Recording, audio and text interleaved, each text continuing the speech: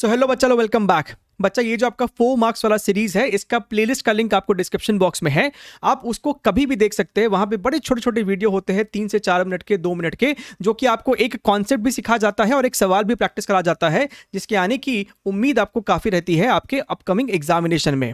तो यहाँ पे जो हम लोग एक सवाल या कॉन्सेप्ट उठाने वाले हैं, that belongs to your electrostatics, और इसमें बच्चों को कुछ कंफ्यूजन रहता है जब इसमें कैविटी क्रिएट हो जाता है। तो सबसे पहले आपको ये 3 फॉर्मूला तो पता ही होना चाहिए कि अगर आपके पास यूनिफॉर्मली चार्ज्ड सॉलिड बॉडी हो, अंदर तक चार्ज आपको भरा हुआ है लेकिन यूनिफॉर्म डिस्ट्रीब्यूशन है, यहाँ पे जो आपका डेंसिटी होगा that is charge upon total volume.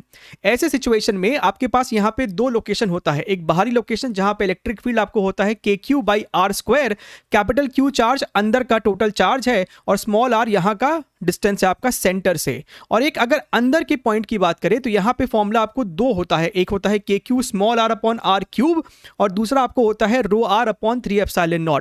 ये जो आपका फॉर्मूला है ना, KQ r अपॉन R³, ये तभी इस्तेमाल कर सकते हैं जब आपका यूनिफॉर्मली चार्ज डिस्ट्रीब्यूटेड हो। ठीक है। अब यहां पे बच्चा आपका है ना 3 वैरायटी का केस बनता है। सबसे पहला केस बनता है कि अगर हमने कैविटी तो क्रिएट कर दिया है सर, लेकिन हमसे यहां पे इलेक्ट्रिक फील्ड इस पूरे सिस्टम की वजह से पूछा जा रहा है ए पॉइंट पे। ये एक ऐसा पॉइंट है जो कि आपको स्फीयर के आउटसाइड में है। तो यहां पे सबसे पहले आप ऐसा मानिए कि सर यहां पे कोई कैविटी था ही नहीं, तो इस पूरे सॉलिड के वजह से ए पॉइंट पे जो आपको इलेक्ट्रिक फील्ड होता that is your KQ/R², small r², right, जहां पे Q क्या हो जाएगा sir, charge density multiplied by volume of this solid sphere.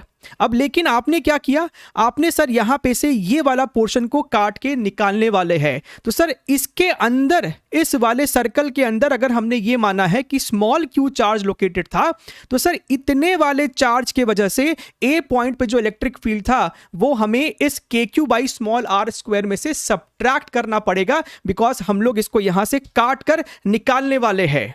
समझ में आ रही मेरी बात? इसका मतलब आपका जो नेट इलेक्ट्रिक फील्ड ए पॉइंट पे होगा वो इस वाले इक्वेशन से आप दे सकते हैं। इसको आपको याद नहीं करना है, सिर्फ समझना है। तो यहां वाला इलेक्ट्रिक फील्ड का फॉर्मूला क्या हो जाएगा, क्योंकि ये जो आपका पोर्शन है उसके लिए ए पॉइंट अगेन एक बाहरी पॉइंट है, तो आप फिर से लिखेंगे KQ डिस्टेंस का स्क्वायर, जहां पे डिस्टेंस हो जाएगा ये वाला R2, इनका centre to centre distance, plus ये वाला आपका स्मॉल r। तो ये हो गया डिनोमिनेटर में, और ऊपर जो आपका स्मॉल q चार्ज है वो इस वाले के अंदर शायद पाया गया था जो अब नहीं है, तो वो वाला स्मॉल q क्या हो जाएगा, again charge density multiplied by इस वाले का वॉल्यूम, जो कि है 4/3 पाई r0³। r0 इसका रेडियस है।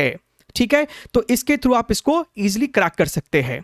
ऐसा ही कुछ सवाल आपसे ग्रेविटेशन में पूछा गया था 2021 में, जहां पे हमसे बाहरी पॉइंट पे ग्रेविटी पूछी गई थी, तो आपको सिमिलर काइंड का फॉर्मूला लगता है। अब हम लोग यहां पे बात करते हैं दूसरा केस, जहां पे आपका जो पॉइंट है वो अब आपका सॉलिड स्फीयर के अंदर है लेकिन कैविटी के सर बाहर है। तो सर फिर से हम यहां पे मानेंगे कि कोई कैविटी था ही नहीं, तो बी पॉइंट पे इस सॉलिड के वजह से जो आपका इलेक्ट्रिक फील्ड होगा that is going to be rho r upon 3ε0। अभी हमने सीखा है अंदर वाले पॉइंट का इलेक्ट्रिक फील्ड का फॉर्मूला, लेकिन अब अगर आप यहां पे कैविटी क्रिएट कर देते हैं तो उस वाले स्मॉल q चार्ज के वजह से जो बी पॉइंट पे इलेक्ट्रिक फील्ड था वो हमें अब सबट्रैक्ट करना पड़ेगा टोटल में से। तो ये अब आपका आंसर हो जाने वाला है, और इसके अंदर मान लेते हैं कि स्मॉल q चार्ज था, तो फिर से KQ अपॉन इतना का स्क्वायर आपको करना पड़ेगा। यहां पे डिस्टेंस ध्यान से देखिएगा, इस वाले C2 से B पॉइंट की दूरी जो है वो R प्लस R2 है, तो वही हमें यहां लिखना है। और स्मॉल q की वैल्यू तो जनाब फिर से आपको charge upon volume of this cavity portion होना चाहिए यहां पे आपको। तो इस तरीके से हम इसको भी क्रैक कर सकते हैं।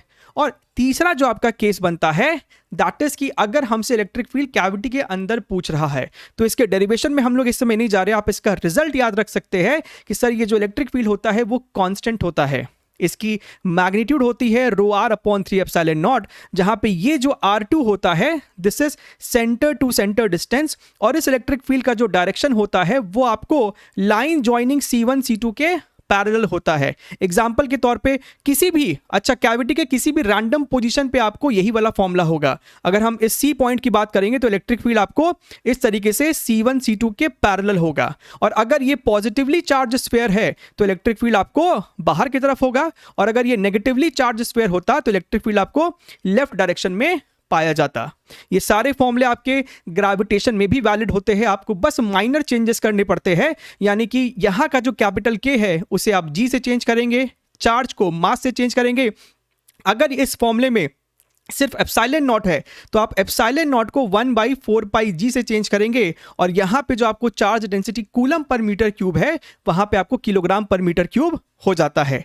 अब आपके लिए यहां पे एक होमवर्क क्वेश्चन है, ये आपके सामने क्वेश्चन है, हमसे बी पॉइंट पे इलेक्ट्रिक फील्ड पूछता है कि सर इसका जो आंसर है वो rho R upon capital N epsilon naught है। तो आपको यहां पे एन की वैल्यू बता के कमेंट सेक्शन में इसका आंसर बताना है। और इसके अलावा अगर आपको कोई और कॉन्सेप्ट पे शॉर्ट वीडियो चाहिए विद रिविजन तो आप जरूर से कमेंट कीजिए। चलिए, take care, wish you best of luck and do subscribe to the channel for your physics preparation. Bye bye.